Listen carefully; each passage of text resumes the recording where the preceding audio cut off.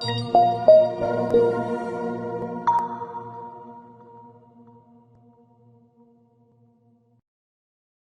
is a substantial risk of loss associated with trading forex, binary options, stocks, or equities, collectively, asset classes. Only risk capital should be used for trading. Trading in any asset classes is not appropriate for everyone. Past performance is not necessarily indicative of future results. No representation is being made that investors will make profits or will not sustain losses. Before trading in any asset classes, investors should consult with their professional broker, financial advisor, or financial consultant to determine whether trading asset classes is appropriate. Investors who trade in any asset classes should only do so if the capital used for this purpose represents funds that an investor can afford to lose without adversely impacting the investor's lifestyle. No trading strategy or methodology is without risk of loss. No trading strategy is risk-free, and no trading strategy can guarantee profits or freedom from losses. Investors risk losing the cost to execute any transaction, including associated commissions or fees. You should carefully consider whether trading in any asset class is appropriate for you in light of your investment experience and financial resources. Any trading decisions you make are solely your responsibility and at your own risk. None of the statements or materials in the Auvoria Prime chat rooms constitute a solicitation or recommendation to buy or sell. So, in all fairness, I think as we're, at least in terms of the marketplace, global marketplace, trying to get a feel for where we are in terms of this whole COVID variants and, coming back and forth and all the stuff that's been related to that. I think the other problem with all this is that we're not getting any clear message that I talked at length, by the way, on Saturday about. So I would highly suggest going back, listening to the recording. Do note that we're trying to work out, I guess, a few kinks with this OBS studio broadcasting. This is different, obviously, than Zoom. It's different than the room that we had built. So we're looking to get away from our platform. And quite frankly, this is a much more professional layout for, especially since we've been doing a bunch of podcasts from our studio in Orlando eventually. But just looking at all of that, we're, feel free to solicit feedback, talk to your upline, go post in some of the rooms. So I'd say get the word out. I wanted to go ahead and share this as well because we got the links and everything as well. So this is the Market Watch channel. We had somewhat like unhooked it, and now we're sort of hooking it back up again. So I'm beginning to post all kinds of stuff. So please share this. Let's see if it shows it a little better to understand. Please share this link right here. So it's just avoriaprime.me/market-watch. That's the actual invitation to this room. If you guys could share, that'd be great. I have begun, other than our call schedules that you'll see automatically come in, these are via bots we've set up to come in. I put in a really good piece on Saturday called the 50 cognitive biases to be aware of so you could be the very best version of you. And you can actually click on this and download it, or you can click on it and open it. It's actually a pretty good piece because kind of tying in with my beginning of the year theme building in terms of risk management, learning to control emotions. A lot of people don't understand they have these biases in place. So I think that if you're to go through this list, which I understand is a bit exhaustive, but it really can shed some serious light on a problem you may have in terms of some sort of cognition disconnect, if you will, right? It doesn't mean your brain's not wired right. It just means that most of the very best and skilled individuals on this planet that really have done a deep dive into sort of understanding their mental makeup, right? They've gone through most of the stuff and they recognize it. So if it's coming down the pike at them, they can see it, almost like a stop sign at an intersection. Wait a minute, I have a tendency to lean this way and that's not right, or at least need to be aware of some of the different biases. So I'm not going to get too into that. I think at some point, because I've had a couple people ask, can you dive into this a little deeper? The problem with this is that I'm speaking so broadly, and heck, there's probably a huge chunk of you guys out there that maybe only suffer from one or two of these. So didn't want to clog your head with 50 of them, but best thing to do is go through each one. Typically, you're going to know if you suffer from that, and if that's the case, you can make more aware of it. Essentially, program it into your reticular reactor, right? So forexfactory.com, make the screen a little bit bigger. we are going through January 16th through the 22nd in terms of risk this week, and we are really light on the, and that's the case for most of the first half of January. A lot of the big dogs in the global space in terms of central banking and or individuals from an institutional perspective that run large blocks of money, they're usually out of pocket on holiday. So, but we had a holiday on Monday. It's getting back in action today. We don't have any holidays for the rest of the month. So I would imagine the news will start to kick up next week, and I don't want to get into that. Let's just focus on this week. But CPI reports, as I had mentioned on Saturday, are beginning to creep back into play again. Be interested to see if the forecast and the actual number that comes out, which gets posted right here, are much higher than we have been experienced over the last 3 quarters. That continues the narrative that the marketplace is sort of trying to force upon central banks that, hey, there's inflation, you guys should do something. There has been a whole series of pieces come out on that. And one of them that recently came out, I actually thought was pretty good. Let's see if I can find it.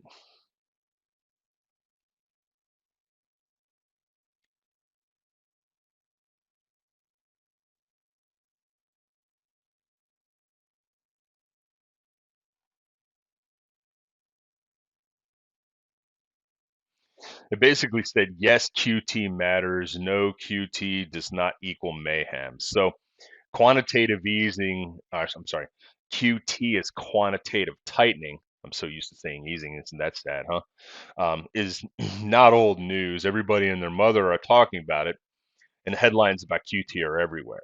So instead of chasing the screens and trading on the news of QT, why don't we have a look at what QT really is and what you should pay attention to? So I'll go through and point out some of the good pieces. And hats off to those macro compass guys for writing this piece. I actually think this is real a salient point that they make here. Not too involved, just a couple of charts. But I'm actually going to go ahead and post this on the channel. So you guys can always trying to be, getting everybody up to speed as far as a macroeconomics education. It really will help you understand money supply. And then I know many people are like, why, Steve, why do I care about any of that stuff? And I said, well, as my kids are getting sick of hearing, it starts at the highest level, right? If you understand the highest level, and let's say you want to become a master auto racer, right? You understand the sport, the track, the cars, the conditions, your competition, right? Then you can begin to dial in maybe the different tracks you're going to have to master as a child, all the way up to, let's say the pinnacle of racing, which is being an F1 driver, in my opinion, or somebody in NASCAR. So there's lots of steps to get up to that point. Same thing, in my opinion, should be trading. But instead of handling it from the perspective of coming into, well, let's just study charts and bars and, lines and all the oscillators and indicators, I choose to come from a different place, and that's understanding the emotional makeup and the global economic system first. You can always bring in chart patterns, as I talk, it seems like exhaustively about, and I talk not as much, which is changing this year, about the other factors in play as far as trading, and that is one's mental ability to prepare for anything that comes at them. The more that you're prepared, the less risk that exists in almost every facet of one's life, right? Whether it be relationships, religion, family, whatever the particular charity, business, obviously, your trading, to be more detailed, you just understand it better, right? Very few people are willing to take the kind of steps that I've outlined. And the ones that have, that consistently can put forth that effort, not only in learning charts or learning the mental makeup, being a practice, turning yourselves essentially into a robot of execution, right, through all these different series of exercises, the understanding risk components related to cognitive biases, as I'd mentioned at the beginning of this call, or anything that can creep in and disrupt that inner monkey, carries actually a lot more weight, in my opinion, than you mastering chart patterns, right? And especially the cool thing about Auvoria, just to sort of tie all this together, is we've got a lot of great trading rooms. We have a lot of good educators. The list is almost 20 deep at this point that cover almost every facet of the different areas of trading. right? At least in terms of currencies. Um, these educators can teach you a lot about sort of when to execute that fine tuner, as I talk a lot about, as far as taking the trade. But what is difficult to teach is the mental makeup of everything else, right? So essentially, the best traders out there are ones that understand they have biases. They can see them coming down the pike, at least mostly, right? Before that train comes out of that dark tunnel with no headlight on, hits you in the face, um, or hit your trade, I should say. You have a feeling that there could be something coming through the tunnel, right? You may not know how, to what degree, or when it's coming. Or point is, you're somewhat prepared. Um, I have talked on this a lot, and I've tried to take sort of an academic perspective to this, but I'm going to do a little bit more depth on this because it is a huge component of risk management. Um, to the point where a few people I've actually seen, and this is mostly on just the futures trading dome, trading like the ES as an example of the NQs, both which is representative of both the S&P 500 and the ES, and the NQs, which is NASDAQ 100. But I have seen really good traders. Many of these guys came off the floor pits from the CME, actually go into a dome, which is like a ladder-based system where you place trades, which could be either static or dynamic as far as dome price movements. You see a lot of this in the early days on Ninja and a lot of the trading technologies domes, and just literally place a trade and win on that trade at almost any. Obviously you're not doing it through like a falling knife, but I've seen a number of exercises where traders will go in and place a trade, really good traders, and they can win on that trade most of the time with just how they react to different movements in that price ladder, price going up and down, right? So if you have the ability to do that, um, you mostly have your emotions mastered. And that's ultimately what I would love to see for all of our subscribers. So as I drone on about that subject, let's take a closer look. I did want to note the unemployment rate, but nothing Thursday and Friday, which is good because I'll be in Orlando office if anybody's in the area. So, yes, I am flying out tomorrow. Let's take a look at some charts. Now, in all fairness, what is transpiring here is not a surprise.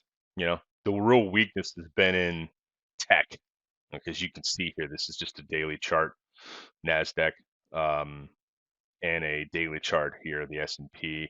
I think this is important because if we can break under these areas, it's probably going to be dragging around the main currencies. Just understand that at some point, always in a full cycle, in this particular case, we're in a 12-year bull market cycle, which is pretty much unprecedented.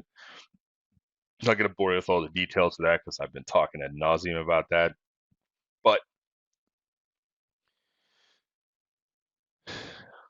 the equity markets will start to pull around other stuff. Okay, sometimes it's commodities, sometimes it's currency markets, what have you. I can't say that it's been 100%, but the DXY here is exhibiting the type of behavior that is indicative of unrest, right? Especially in these powerful rallies. Now we're coming off of a longer weekend. There's obviously been developments on a whole bunch of fronts, right? The bulls, I call these guys the late to the party. And at this point, they're walking into the party at 4 a.m. and they're expecting the Fed to push off a couple more quarters, that QT that I'm going to start to talk more about, right? How does quantitative tightening fit into that? And just picture yourself sitting in a circle with a bunch of kids and you're all holding apples, okay? It's a brand new analogy. No, it's not an F1 analogy. Just imagine you're sitting in a circle with a bunch of kids holding apples, right? If somebody wants to buy an apple, one kid, this is a large circle of children, let's say it's a sample size. If somebody wants to buy an apple, if somebody puts an apple in the center and they give a price, that's the market price of that apple. That child can either negotiate the price up or down, or the market participant can negotiate the price of that asset up or down. And they may or may not execute the trade, right? So what if all of the children put their apples in the center of the circle and put them on the market? So more than likely, any child that wanted to buy an apple, he has a distinct advantage over any other market time because there's a ton of inventory hitting the market at the same time, right? So this could be houses, could be artwork, could be classic cars, I mean, whatever, jewelry, commodities. It could be, a big bunch of rice, right? With a bunch of tribes. It doesn't matter. The point is that regardless of, typically, I should say, regardless of the asset class, if a lot of it floods the market, price is going to get down just because there's a lot of product for sale, right? So when the Fed takes assets off of its shelf, right? Just consider the central bankers all sitting around like this Apple thing, and they're taking their apples off their shelves and they're putting them out on the market. Whereas all they've been doing is pulling their apples off the market and putting cash on the market in the center of that circle, right? So the opposite of that is going to be taking place. And the question is, to what degree does that affect the music turning off and how many chairs are left to sit on, right?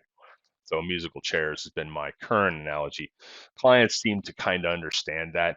The problem is I don't have the talent, nor does really anybody, in my opinion, to know what effect on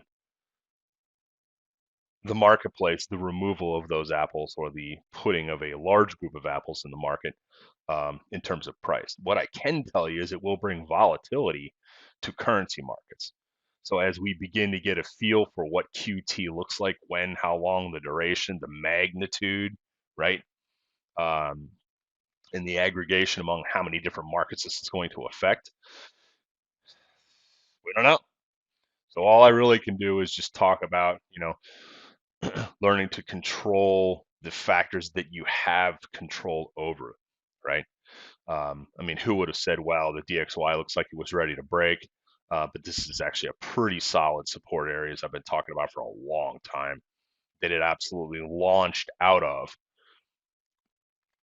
at this 94.50-ish area you see along the dotted line. So once we broke above that, you should be darn comfortable that that's going to be an area of support at least the first time down, right? So we know there's other forces pushing the dollar out, obviously, but the interesting thing about this is that we had a just zipper through this area, right? This is a move that is done right where I'm circling on the chart.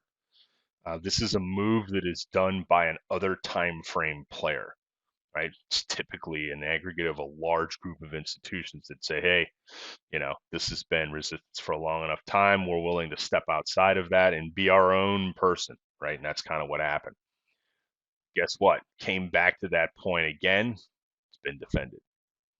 So that means we're back up inside of this balance area that we've been building since that break on the 10th of November and subsequent follow through on the 11th. So take this chart and you can flip it upside down generally and see what is going on most other developed currencies. Same area, support. What does this mean if you're taking trades? Well, as long, in my opinion, as you're between the red line here and the red line on any of the stuff I'm showing you in the developed currency pairs, the majors, you could take trades on both sides, right? Because you're balancing between a particular area. So let the algos or whatever, obviously supersede what I'm saying if they're giving trades in both areas. And that applies to the pound. That applies to the Canadian dollar. Okay, because I went through these a bunch over the weekend. Watched the recording. I'm not going to belabor the point too much on this. Certainly applies to dollar Swiss relationship. Aussie USD, see they're within that zone, so we can take trades. We go back down to NEO, GBP. Actually, let me take a look at AUD CAD first. Do note this bounced off of a pretty big area. Let's see the weekly chart reset. Yeah, so we're at the edge right here. If you are trading this or any of the signals are coming off of any of the different software in this area, do note this big area. Would not want to be buying dips underneath this. It's just my opinion. This one sort of stood out in me looking through charts earlier today. Now here's a NEO. Again, these are weekly charts, but if you want to drive down into a daily, you can see that we had a big rip off that. So pullbacks in the pound. I always like to jump between this and the US. Pullbacks in this are obviously related to RIPS and DXY, right? Okay, so plus we've also been on a pretty good path of up since pretty decent basing pattern, by the way. This is actually a pretty good pattern from a long-term trade perspective. A little cup of handle, but it's a deeper handle, but it's still lower or higher lows than the previous lows, and that can somewhat argue for a cup of handle shape. So the breakout of that has led us into a pretty decent uptrend until 3 days ago, 3 business days ago. So I would expect us to trade in this range, which is broad. Maybe that isn't the best drilled down direction for you guys, but I'm trying to stay macro at this point, not get caught in the mud, in the weeds, splitting hairs, because oftentimes I'd be wrong on that. Take a look at GBP NZD. Again, note the weakness because of strength in GBP. I don't know if this is going to provide any insight, but we never made any new highs against the yen, but that typically is an outlier for most of these majors, so don't read too much into that. Euro GBP, still weakness in euro because of strength, at least in terms of this most recent candle that's building today over just the movements. Take a look at gold, still mired in that long-term base. Oil, a lot of forces in play here that I just don't understand. Most of it has to do with supply demand, obviously, but there's supply chain disruptions. It's almost impossible to forecast what's going on. I would have expected this weakness, which we saw way back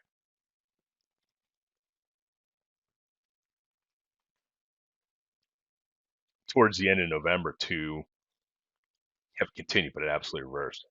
So who knows what the hell is going on in that market? Not going to get into any individual equities. Of note, also, weakness in crypto. And we are just hanging around here. Notice these volumes dropping off. Now, granted, this could be due to a whole multitude of factors. COVID, right? Holidays, lack of interest in crypto, a lot of bag holders up on near this double head and shoulders top up here, hope for it. But it just looks like we need that final just zip down into the 20,000 area, in my opinion, to shake out all of the weak hands and then begin to build a base. Maybe we'll see it. Still think we've got a lot of incomplete auctions down here from the standpoint of just historical price discovery. That's a lot of market profile lingo I don't want to bore you with, but just know we've got a number of missing notches down here. Typically, at least a liquid market that has an actively and honestly traded, which certainly the argument could be, especially since this is a Bitstamp data, that we don't know that with the coinage here. But all things being up and up, as far as brokerage trading and all of that, which, by the way, is completely unregulated in this area. I mean, it's like trading in the open frontier of the bulletin board sheets in the old days of NASDAQ, right? For the stuff that just wasn't listed, or it was partially listed on what they call the bulletin boards or the pink sheets, right? Nobody trusted a lot of that stuff back then in terms of the data. Not really comparing that directly to this, just, it's just a, you know, it, coming from the perspective, at least, of a financial advisor that deals with a lot of higher net worth clients, and these are typically people that have over $1 million. They don't invest in this. I mean, I've come across, I don't know, 4 clients that even gave this a crack and opened it up, right? They just don't believe in it. Maybe they're wrong, right? Maybe there is something to this, and they should have been in it. I guess the returns alone, even though it's the wild west of gunslinging in crypto, does argue for at least having, in my opinion, maybe 1 or 2% of a person's investable long-term assets in, right? Just understand that that's your risk-only allocation, and it's small, in my opinion. Now, that may go up if we can get down to 20,000 in this area and spend a quality base playing out, right? And then a possible breakout and a buy from me. And you will hear that if, in fact, we can get to that. And that's where you offer the least risk, just like it broke out in the fourth quarter of last year and went on a big run. But that coming to Jesus moment of all of the people that were buyers up here, and a lot of people put huge chunks of their net worth in this up here, thinking it was going to 100,000 or a million or whatever their number was, their guru was leading them to. It's not playing out. And what have you done for me lately, right? The typical young trader has a tremendous need for what's the word I heard the other day I thought was good? They basically need to be proven right quickly or they'll just bail. Whatever that term is, I'm drawing a blank, right? It's almost like fortitude to sit through an asset pulling off. But this is just a great example of why you want to wait for a proper base pattern to set up. So for the most part, weakness across equity, strength in the dollar, notable weakness in tech. But then again, if you look at the entire weekly chart of tech, right, and we're only looking at 4 years here. If you take a look at a chart of this thing on the monthly chart, look at tech, right? I mean, bananas since arguably the breakout of 12. This thing's up fivefold, right? So it would be normal for us to go back and correct, right? The true break with this area was right in June of 20. This is when, obviously the reserve banks around the world from a developed market standpoint were just pouring cash into primary dealers, right? They were buying all the apples up in that circle and throwing cash back in it, right? So, yeah, I'm not gonna belabor the point there. That's pretty much all I wanted to say. So I'll post that QT. We'll start to get maybe a little education going on in that arena for everybody. And as always, we'll welcome some feedback. So, as our crazy looking OBS screen, you guys can't see this, but you're like looking in a screen and a screen and a screen. It's like this infinite thing. It's pretty cool. But wish everybody a great trading week. Make sure to watch my recordings, spread the word about getting back in Telegram. Be well. There is a substantial risk of loss associated with trading Forex, binary options, stocks, or equities, collectively, asset classes. Only risk capital should be used for trading. Trading in any asset classes is not appropriate for everyone. Past performance is not necessarily indicative of future results. No representation is being made that investors will make profits or will not sustain losses.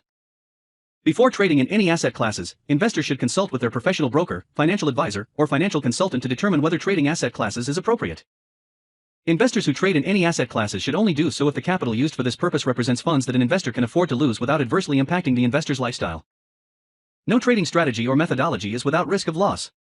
No trading strategy is risk-free, and no trading strategy can guarantee profits or freedom from losses. Investors risk losing the cost to execute any transaction, including associated commissions or fees. You should carefully consider whether trading in any asset class is appropriate for you in light of your investment experience and financial resources. Any trading decisions you make are solely your responsibility and at your own risk. None of the statements or materials in the Auvoria Prime chat rooms constitute a solicitation or recommendation to buy or sell.